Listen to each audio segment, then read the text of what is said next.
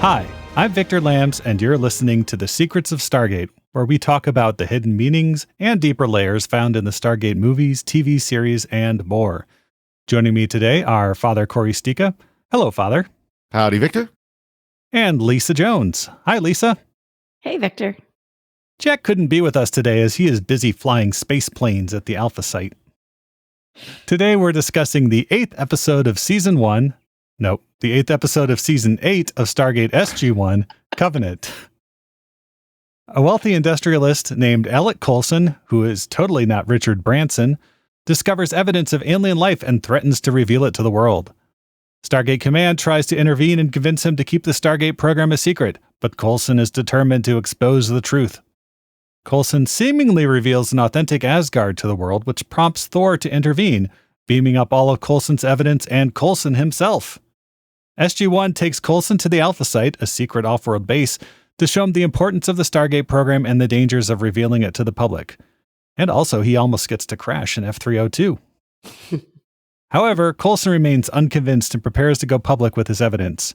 In a surprising turn of events, it is revealed that Coulson's aide and best friend has been working with the Trust, who previously off-screen is the one who crashed Coulson's plane, to help falsify financial statements to discredit and indict Coulson on securities fraud. Or something. Then Coulson, again off-screen, goes back to the Alpha site to live there until it is inevitably destroyed again. So I think that's pretty much this episode. What did you think of it, Father Cory? This wasn't a bad episode. Now, if you realize this is a plot episode, this is a move the plot along. This is showing, that there are still people who want the Stargate revealed to the world and all that. And so it's not a bad episode for that. You get a little bit of intrigue, you get a little bit of kind of showing off the toys, so to speak. We get to see the 5th, 6th, 10th Alpha site now. And kind of learn actually find out how like the F302 was built, some of the people who are involved in it at least. So it's not a bad episode. It really isn't. It's just it's not a action episode by any stretch of the imagination. Even any real action is off screen, like Victor said. Mm-hmm. Yeah, what did you think of it, Lisa? I really wanted to love this because I love Charles Chosney. And I love, of course, Amanda Tapping. It just missed the mark a little bit. I like that they keep trying to bring us back to, talking about what this means for the public and revealing. And there's still, this, what ifs and what could happen and all that. And I like that because we talked about when there was a fight over Antarctica, like what if, a satellite had caught it? We talked about all that. So there's something that just, it's not that it wasn't bad. It was watchable. It was good. It wasn't great. And I don't know exactly what it was, but my gut tells me it's that the character of Alec Coulson just kind of like, you didn't really care. I mean, I hate to say it that way. It's just good actor, not the character just wasn't written in a way that you really want to embrace him. Yeah, I think that's it exactly. It was a very Coulson heavy episode, and the character never really gelled. And there's, I think, a couple of reasons for that. They did cut 11 or 12 minutes out of this episode, which explored more of Carter's backstory with Coulson, that they worked together, that they had more of a working relationship going in. The part was written, to be kind of a larger than life Richard Branson character. And I think Charles Shaughnessy rightly didn't play it that broad, but what we got was kind of British Charlton Heston. And so it seemed like he's a very good actor, does very well in his scenes, but it still feels like he's kind of just like reading lines rather than, living the part. And that's just kind of my perspective of it. But we do get some cool reveals here where, hey, he's going to divulge, aliens to the world. And it turns out he has some pretty, damning evidence, including the picture of, the Prometheus. And then we get the final kind of twist where it shows that, oh my gosh, he has an Asgard and what's going on here, which leads to some good Thor moments. But so I like those, but again, it didn't really gel for me either. Well, it's interesting, Coulson, they like you both said that he's Richard Branson avatar basically, but yet you only know that when there's the one line at the end from his aide/best friend of you go jaunting around the world and, in all your adventures. We saw no adventures except him going over to the Alpha site. And that was because of Sam. It's like, okay, so, because otherwise this is just a British rich guy. I never even thought of Richard Branson because, he's not somebody who's really ever in my, day-to-day thought process anyways.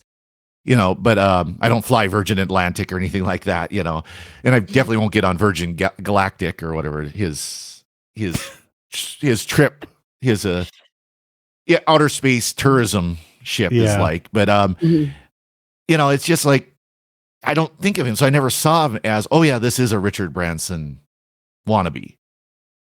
Yeah, nowadays it would be like Elon Musk, but at the time I was trying to think of like who was the analog at the time this was being made in 2004. And on the commentary track, they did mention Richard Branson. I was like, oh, okay, that's who. That's it. Although he's much younger than Richard Branson would have been even at that time. Yeah.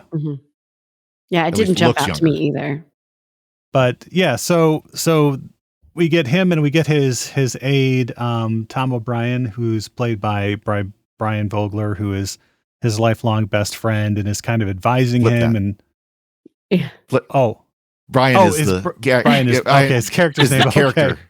Okay. Tom O'Brien, played by Brian, or Brian is played by Tom O'Brien, but it's there's lots of Brians involved.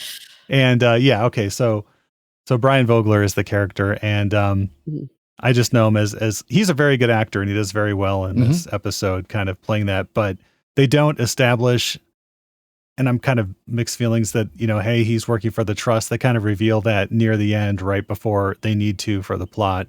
Well, and they had the, Coulson's off goofing off in the Alpha site, and meanwhile Brian's sitting there on the phone talking to someone, and it's clear, he's backing up all the data and stuff like, he's totally setting up Coulson with somebody. Right. And then of course, as soon as Sam mentioned something about the trust, like, oh yeah, that's who he's setting it up with. That's pretty clear at that point. But he said he was his best friend, and I think that kind of caught me off guard, and I was like, really? Because I just felt like they never really established that until the end when he was talking about him. And I thought I don't know. See, all that just didn't, I thought he came across much more setting him up bad guy. And then he's like, well, he's my best friend. And, all of this, I don't know. I was kind of like, wait, what? That's your best friend? And I agree with that, especially. And of course, we find out again, right at the very end, that the real reason he's doing is not because he's a bad guy, not because he, has problems with Coulson or anything like that. It's because he's worried about his family and because the trust have threatened them. The old, you wouldn't want anything to happen to your kids. Right. Yeah. Kind of deal. So which one of them was such a bad business person that they got in trouble with the SEC? It was Brian, because he was cooking the books. Okay. That's what I thought.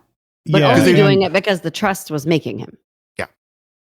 Yeah. I take that back. I mean, he was cooking the books, but then the company was in over its head too, though. Okay.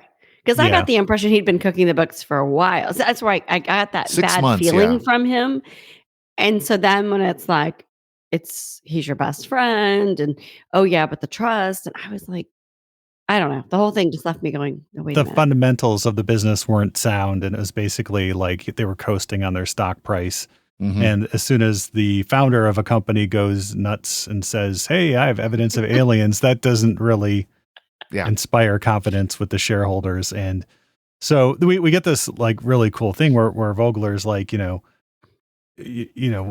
basically after this all comes out, Coulson's like, hey, don't you care at all about the people who work for this company? They're going to be, when the company goes into bankruptcy, and Vogler's like, why didn't you care about them 3 days ago before you started, wrecking the company's good name with all of this? Yeah. But it was kind of fun to see, a rich, famous business guy go on live television and like call out the government and say, that was kind of fun. I mean, you could imagine, again, we taught using Elon Musk name, but if like tomorrow he walks out onto a stage somewhere and he's got behind him, some aliens or alien technology or something like that. And see, this is the technology we use to build Tesla or SpaceX. And it all came from Roswell crash or from, a new friend I made because they really liked me when they watched my interviews. He would stream it live on X. Oh, yeah. This all came from an alien crash. Yeah. My spaceship was built by aliens. Yeah, no, I people wouldn't even blink with Musk, I don't think. No. That's right. But actually, what surprised him is that he doesn't reveal, and I was actually the navigator of the ship. Yeah, I was the kid in Flight of the Navigator. That was me flying around with Paul Rubens. No, I was saying he was an alien. Oh, yeah, the alien. Yeah. But and another guest star we get in this is Kendall Cross as Julia Donovan, who we last saw in the Prometheus episode as the the one who figured out that something was happening. Yep. It was kind of nice to bring her back and to use her character. And I think she comes back again at least one more time. Yep. Looking at Wiki. So she does come back. This isn't the last time we see her in this role. So, which is great. Mm-hmm. Yeah, and it's very cool to have someone who's like read in, but not read in all the way. So she knows about the spaceship and stuff, but she still, when Thor actually beams into the TV studio or his hologram beams into the TV studio, and Sam's like, see, this could be movie magic. And she's like, wait, how did you do that? That was alien technology, wasn't it? Yeah. So. Yes, it was. Oh, yeah, and everybody's going to have it someday, Yeah. Yeah. Which, by the way, that'd be cool. But But it was kind of fun to see the tension between her and Carter sitting in that news studio and looking at each other like, are you going to lie to me? Are you going to tell the truth? Are you walking that line? Like, what's going on? And I like that Coulson called it out and said she never once said a lie. Yep. Yeah. She didn't tell the whole truth, but she never said a lie. Mm-hmm. That's true. It was good. Although now Sam needs to change her phone number. Yeah. Everybody's got her phone number now. So much isn't it like got to have a special clearance, or you think that wouldn't just be in the phone book, right? Well, it's cell phone. If you remember, even back then, cell phones weren't in the phone book. No. But as both Julia Donovan said, and then I think Coulson said it too, where it's like, well, I've got connections, right? So I mean, it'd be easy enough to find. But yeah, you would think at a minimum they would have it under a assumed name or something. But but then again, that's their private phone. I mean, it's not like it's not like an Air Force phone. Even Daniel Jackson got a whole bunch of texts, he said. Yeah. Yeah, right. I love that. The messages from Emmett Bregman from the Heroes episode. Yep. That was a good callback too. I missed that. With him. That's great. Yeah. I like the way they brought in so many past episodes, to make this story happen. It made it really enjoyable to watch. Yep. Yeah. And I could just imagine Emmett like furiously leaving messages saying, does this mean I can release my documentary now? Exactly. Can I release it? I want to release it. I worked on it. Can I release it? Yeah. That actually would have been a lot of fun to have a little cameo from him, like calling. Yeah. Yeah. So now obviously Coulson's kind of a wonderkind, or at least has got plenty of smart people underneath him, because not just does he do all this great stuff with avionics and aircraft and all that, he also learned how to clone things. Yeah, because he created the clone of the Asgard clone from DNA from the Department of Defense. So he's got his own DNA department as well. Did you love it that they're going through and like, oh, look at all the projects we gave him? And we've talked about that how many times? Like, they've got all these people working on these different contracts, and it's like, well, how did he figure it out? Oh, I don't know. We gave him basically the plans for the DNA, and plans for the F-302, or at least part of it. Right. So he figured out that it existed.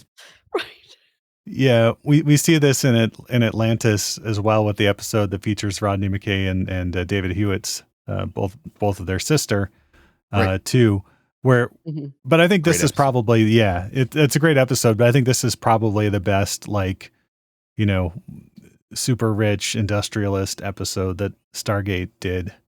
in terms of the character of Coulson. We saw it again with a guy who was trying to like clone Goulds to live longer or something. I forget what that one was about, but Is that the one where they kidnapped Sam in the Yeah. old sanitarium or something? yeah, Oh yeah, that was season or two ago. Yeah, Yeah. that's Yeah. right. but yeah, so yeah, I did like the Asgard acting though. They did mention quite a bit on the commentary about how the puppeteers, were able to, when you're talking to Thor, he's alert and alive, but when they have like the kind of, psychologically vacant Asgard, Yeah. because he's cloned the Asgard body, but there's no consciousness inside the Asgard. It looks just kind Or of just wandering just around, enough like, consciousness to be able to do simple things like walk, Yeah. looks like that. It's move really- around a little bit. Yeah. And he is tinier, right? The It could clone just be- one, was he smaller than Thor? Because here, move your head. They did let's see. use maybe because he was CG Yeah. in that scene, but then they used the actual Thor puppet for okay. his puppet, and they just kind of made him slack jawed and kind of vacant. Yeah, just kind of head Okay. down Yeah. a little bit, and Yeah, He just looked tinier than Thor. yeah, I love that when Jack's revealing that Thor's coming there. I called in a marker. Crickets. I said I called in a marker. Whoom. yeah. That was all improv by Richard Dean Anderson. Oh, I'm sure. and he did that. And apparently, when they announced that Vogler has hanged himself in his cell or whatever, It was his cell. It was at home. He was in at home. Okay, yeah. So bathroom. he didn't completely Epstein himself, but they mentioned that Richard Dean Anderson kept saying something about soap on a rope or something. Oh, and he kept wanting to work that in, and finally Martin Wood had to tell him, it's like, I can't work that into the episode. Please just say he hanged himself. yeah. Oh my gosh.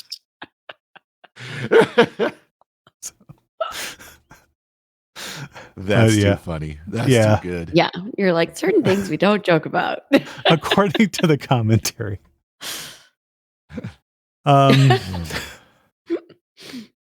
But yeah, so lots of cool shots in this too. I mean, we get those. So you may have recognized it. The set of Coulson Industries is, of course, the set of Blade 3, which is, of course, the set of Atlantis. Oh, that's funny. They basically I didn't redressed it. notice. Yeah, they redressed the Atlantis set, and that, so you do have that walkway that goes across it, which is the same as the walkway that kind of goes across the gate room. So in his Atlantis. office was Weir's office, or Yeah, the conference room was recognizable. When there's a scene where their Steadicam guy is on a crane, and it's very similar to the episodes Amanda Tapping directed at the end of last season. But he's on a crane, so it's level with the walkway. The crane pans over as the cast members are walking across the walkway. The Steadicam guy steps off the crane and is able to follow them basically into. oh wow, It's either Weir's office Oh. or it's the control room of Atlantis. But if you rewatch that scene, it's about midway through. It's really cool. yeah, I did notice that the office was super cool.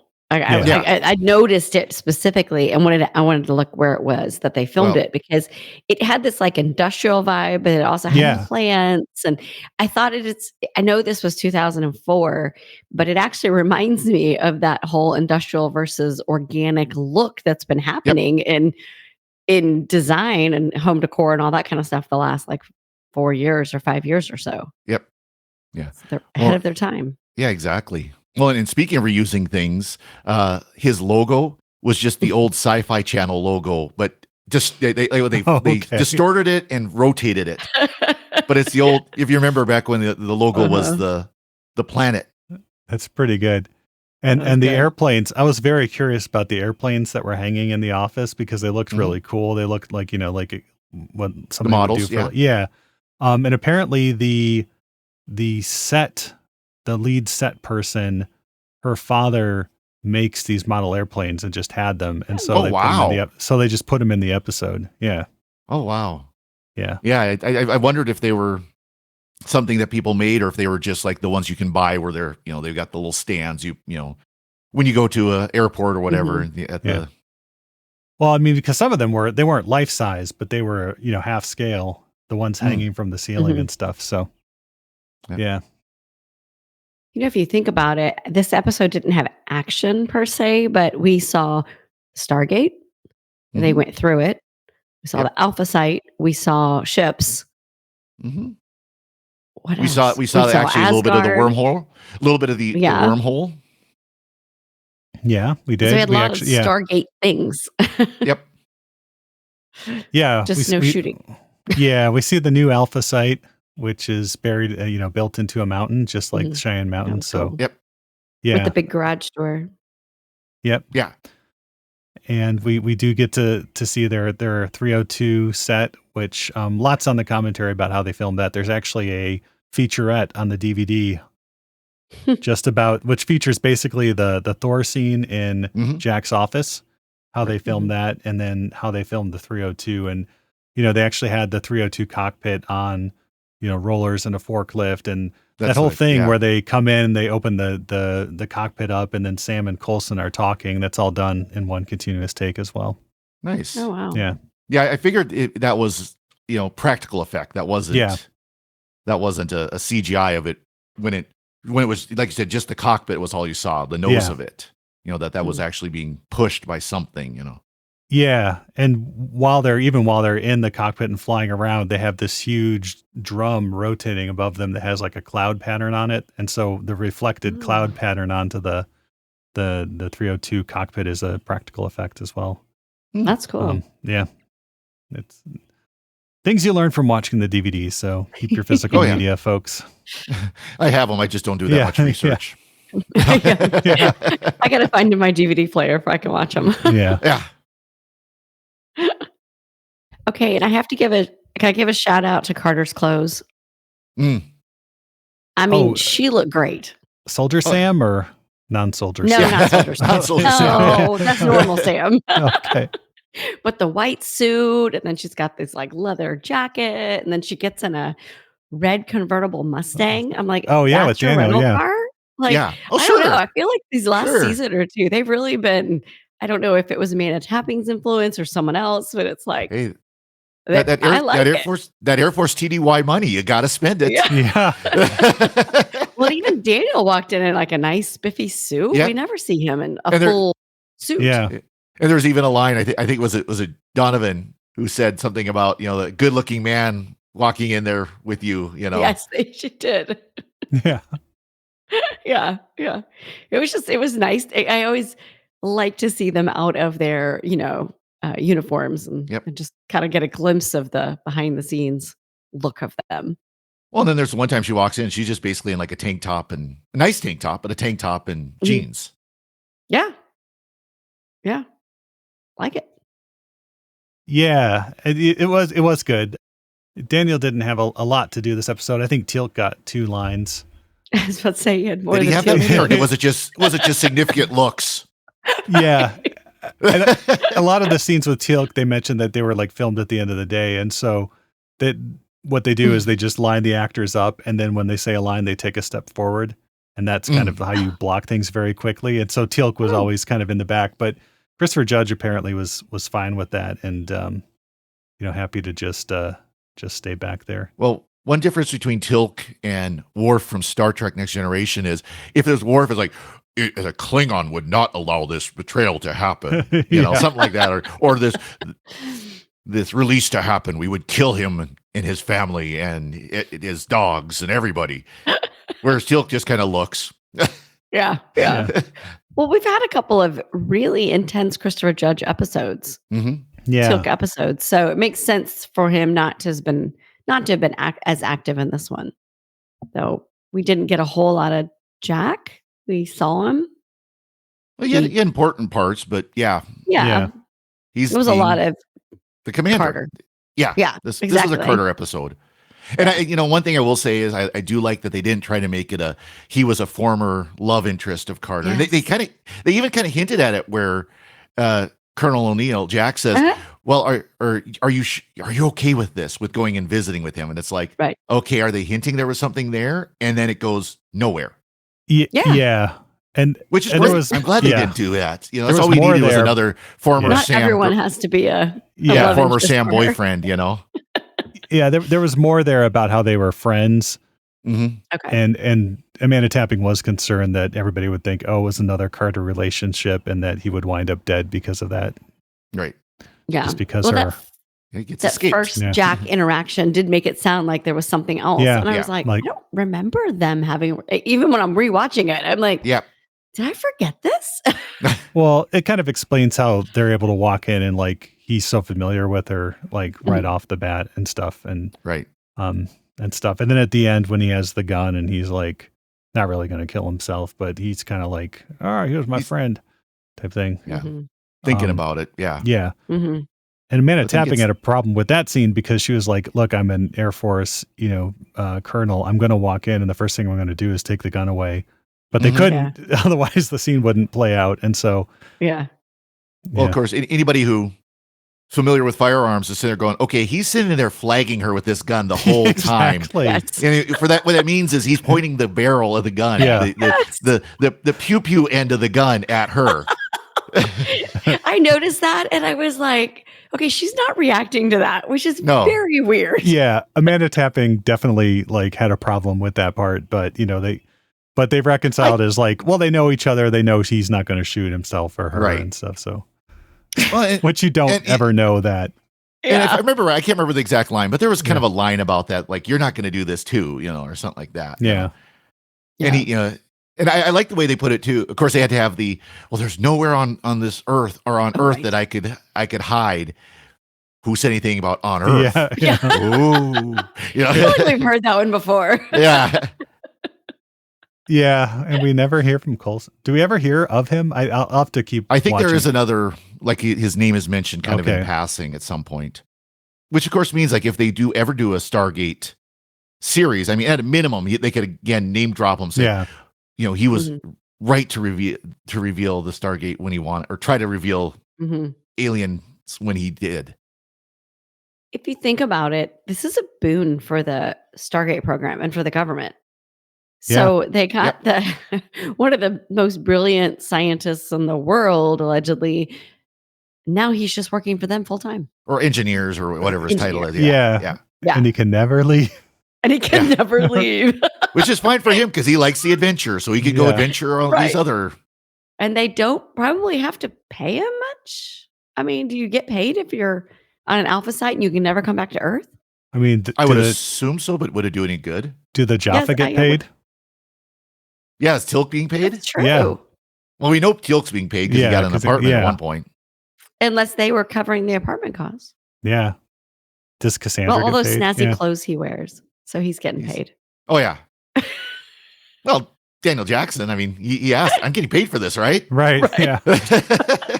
And Coulson's heard of Daniel Jackson too. Yeah. Yeah, I like that. He's like, well, you fell off the face of the planet or whatever. And well, I could see though, like, okay, Coulson can't come back to Earth to spend the money himself, but he can make arrangements. Oh, hey, I need a new computer. I need some new clothes. I need, and that'll come out of his paycheck. Mm-hmm. Yeah. And or his tax or his investments and everything else that, he still has money. Good point. He has that much money on Earth and he disappears. Is he just going to become a recluse? Like no one knows where he is? Or are they going to kill him? Yeah. Are they going to crash the plane? Or he and his money makes goes an into announcement that he's going to disappear or just disappears one day. He just doesn't show up and gone. And all his money goes into a trust that just happens to be spent, money for him, for a charitable cause. I either watched too much TV or thought about it too much. I don't know. Politics. Yeah. All right. Any other thoughts about this amazing episode? I like Coulson mentioned as he's flying the F-302 that it flies like the F-A-22, which of course the F-22 was at the time the latest and greatest Air Force toy. Of course now it's second to the F-35, but kind of like that. The tail markings on the F-302 we see it's SG1 SFW, so of course Stargate I'm guessing one special fighter wing, because every Air Force jet will have markings of what units assigned to. And some of them are pretty elaborate. Like if you look at some of the cargo planes, it'll have like a logo. Like Montana has a buffalo skull on their tails. That's kind of their emblem. Others, some are simpler. Some are, of course, fighters are usually pretty simple, but it's going to have that marking. So it's the Alpha Site is the one special fighter wing of the F-302. That's cool. Especially since I guess it can't fly them on Earth anymore. What with all those wealthy industrialists and their satellites. Yeah. Yeah. Oh, I'm sure there's weather balloons flying around Area 51 all the time, Yeah. Oh, one more thing. So the captain on Alpha Site, his name was Captain Mike Sheffield, which I don't know if they said this. I don't know. That has to be a callback to Charles Shaughnessy. I can't say his name. Shaughnessy's. Probably the thing he's most recognized for is The Nanny, and his name was Maxwell Sheffield. Oh, yeah. So it's the same last name, Sheffield. I think they spelled it with one F or not. I think they spelled it with one F instead of two. But they did. Same. Yeah. Okay. That's where I saw him. So I don't know, but familiar. I just thought that was funny. Oh, by the way, one other thing I just thought of, or just remembered. We of course, the Battle of Antarctica is what they call the big battle. And we know that over 2,000 service members were killed, but it was that a aircraft carrier or carrier battle group got sunk by a meteor shower was the cover story. So I wonder which carrier group got scuttled so that they could say that, that's the one that got killed or got destroyed. I think they mentioned that in the episode where they're like, it wasn't, they mentioned, I think, which carrier group it was. And that's right. It was the Nimitz. Yeah, because they're talking to the president, and then the guys there's like, the Nimitz carrier group was just sunk, sir. Yep, and that's right. William Devane's like, that's terrible, or something. That's awesome. Or something like that. Yeah. But yeah. Oh, that's right, because it was like the chief of staff, the Air Force chief of staff was the one that was on the phone. That's right. Mm-hmm. But any other thoughts? Any titles? Yeah, we do. In French, this is beautiful. It's let's see if I can do it justice here. Au lieu du monde, which is the world to see. So he wants the world to see, but he also wants to see the other world. So I thought that was beautiful. And then in German, we get Coulson. How appropriate. I love it. Exactly. Germans are back. Just Coulson. Yeah. It should have been Coulson's got an S-guard. Yeah, or something. They're like, Coulson, right? From The Thing. Everybody loves Coulson. I love No, that's Raymond. Yeah. Everybody loves Raymond, not Coulson. Deborah. But yeah. Yeah. And we do have some feedback. Excellent. Yeah, we have quite a bit of feedback. So I'm going to pull this from multiple sources here. First, just because it's top of mind, Dragnarok X on Discord, and you can certainly visit us on the SQPN Discord. Says, and this is about Affinity. Teal'c references the game Def Jam Vendetta early in this episode, and I do remember playing that. I figured that was too specific to be a coincidence, and I was right. Per IMDb, Christopher Judge voiced D-Mob, the New York Mafia boss antagonist in the game, and that was his first of many video game credits. Yeah, and of course, Chris Judge, I think most recently is known for voicing the God of War character in the God of War, the remake games. He's done a lot of voice acting after he got off Stargate, a lot of it. Of course, he's got that voice, so why not? Mm-hmm. Yeah. And a couple comments from YouTube here. Here's one on our episode called The Tok'ra. USMC935 comments, one forgotten thread. And this is the episode, I believe, where Jacob is joined with Selmac. At the end, Daniel says that they can find more people that want to be hosts, but to my memory, that doesn't ever happen, nor do they mention it occurring off screen. This is not including, of course, what happened to Jack in season 6, where he is blended kind of against his will. And yeah, given what happens with Selmac and Jacob, I think it's probably good we didn't see more humans. And what happens with Tanith? Yeah. That was Yeah, and then on our episode 2010, which we all like with the SG1, and MDBYSL commented that feeling you get when you rewatch this after what humanity has been through in the last few years. Yeah, and certainly that's I think a comment. There's a lot of parallels in Stargate to what we've gone through over the last few years. I feel like we've actually, maybe we're editing that part out, but we do talk about that quite a bit. yeah, we do. Yeah, especially with the SG1. And then last but certainly not least, on our one of our most recent episodes, Childhood End, Secrets of Stargate for Stargate Atlantis, Georgius Rex commented, we mentioned that this was similar to Logan's run, where at 25 or 30 you have to go, and he said, I think we mentioned that it seemed like a Star Trek episode, and you did say the Next Generation episode with the Logan's Run Society is half a life. It's one of the better Loxana Troy episodes, where she falls in love with Dr. Charles Emerson Winchester III from MASH, who is played by David Ogden Stiers, of course. Yes. So that's one I'll have to go back and watch, because I do like David Ogden Stiers, who we will later see in Atlantis in a season or two. So one of my favorite actors to just see pop up. All right. So having done that, we'd like to take a moment to thank our patrons who make it possible for us to create Secrets of Stargate, including Barbara J., Rock K., Pierre M., Carolyn S., and Stephanie L. Their generous donations at sqpn.com/give make it possible for us to continue the Secrets of Stargate and all the shows at StarQuest. You can join them by visiting sqpn.com/give, and be sure to follow the show on Apple Podcasts, TuneIn, Spotify, iHeartRadio, or find our video versions at youtube.com/StarQuestMedia. And to find previous episodes of Secret of Stargate and to send feedback, please visit sqpn.com/Stargate. You can email us at stargate@sqpn, or follow StarQuest on social media at facebook.com/StarQuestMedia, or on Twitter at SQPN. We will be back next time with the next episode of Stargate Atlantis, Culmini.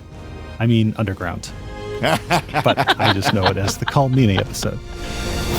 Until then, Father Cory, thank you for joining us and sharing the secrets of Stargate. Thank you, Victor. And thank you, Lisa Jones. Thanks, Victor. And once again, I'm Victor Lambs. Thank you for listening to the Secrets of Stargate on StarQuest. And remember, I've got 13 messages from Emmett Bregman. Anyway, I'm sorry, but that just happens to be how I feel about it. What do you think?